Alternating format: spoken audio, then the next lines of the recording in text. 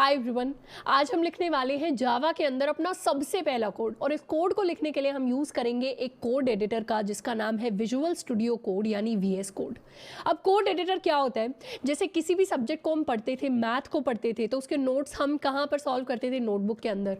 Science हम पढ़ते थे तो साइंस को भी नोट्स बनाकर हम नोटबुक के अंदर लिख कर प्रैक्टिस करते थे। तो वैसे कोड को लिखने के लिए हमें एक सॉफ्टवेयर की ज़रूरत पड़ती है जो होते हैं हमारे कोड एडिटर्स। अब मार्केट के अंदर बहुत सारे कोड एडिटर्स अवेलेबल हैं, जैसे विजुअल स्टूडियो कोड हो गया, इंटेलिजे हो गया, एक्लिप्स हो गया एंड और भी बहुत सारे। आप चाहे तो इस कोर्स के लिए किसी भी कोड एडिटर का यूज कर सकते हैं जहां पर जावा रन होती हो या लिखी जाती हो। अगर आप कोई सॉफ्टवेयर इंस्टॉल नहीं करना चाहते तो बहुत सारे ऑनलाइन कोड एडिटर्स भी अवेलेबल हैं। इनको कैसे इंस्टॉल करना है उसके लिए आपको कुछ हेल्पफुल बोनस हमने लिंक्स दे रखे होंगे, वीडियोस दे रखी होंगी, प्लस आपको कुछ कुछ कोड एडिटर्स के नाम दे रखे होंगे जो काफी पॉपुलर है मार्केट में। अब जितने भी कोड एडिटर्स हमने बताए हैं ये सारे फ्री ऑफ कॉस्ट है, मतलब इनके लिए हमें कुछ पे नहीं करना पड़ता इनको यूज करने के लिए।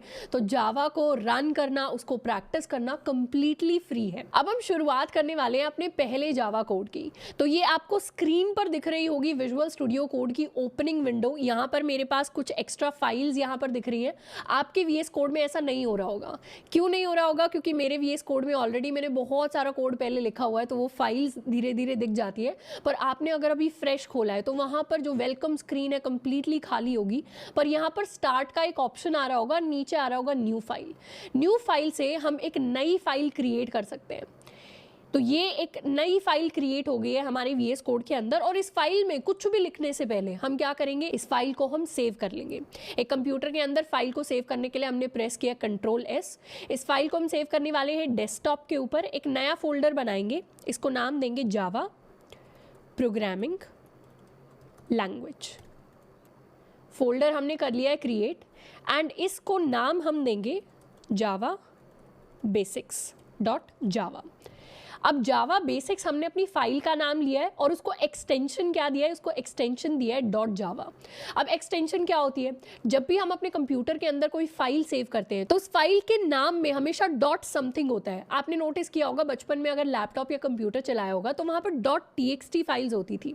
तो वो होती है हमारी सबसे बेसिक टेक्स्ट फाइल्स जहां हम सिर्फ इंग्लिश के जो सेंटेंसेस हैं, पैराग्राफ्स हैं, वो सब लिखते हैं। वैसे ही अगर आपको जावा की फाइल बनानी है तो आपको फाइल के नाम के बाद डॉट जावा हमेशा ऐड करना पड़ेगा ताकि कंप्यूटर को पता चले, आपके कंपाइलर को पता चले कि ये एक जावा की फाइल है।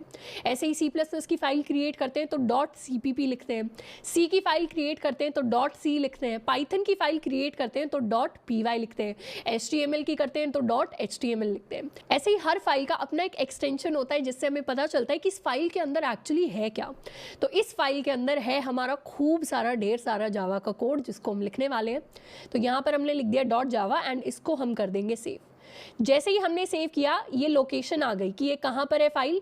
ये फाइल हमारे यूजर्स में जाकर डेस्कटॉप के ऊपर जावा प्रोग्रामिंग लैंग्वेज नाम का एक फोल्डर है उसके अंदर सेव हुई है। देख भी लेते हैं एक्चुअली कैसे क्रिएट हुई है। ये रहा हमारा folder Java programming language and इसके अंदर आप नोटिस करेंगे तो ये जावा बेसिक्स डॉट जावा के नाम से एक फाइल आ गई है। इसी फाइल को हमने क्रिएट किया है। अब वापस आ जाते हैं अपने एडिटर के ऊपर।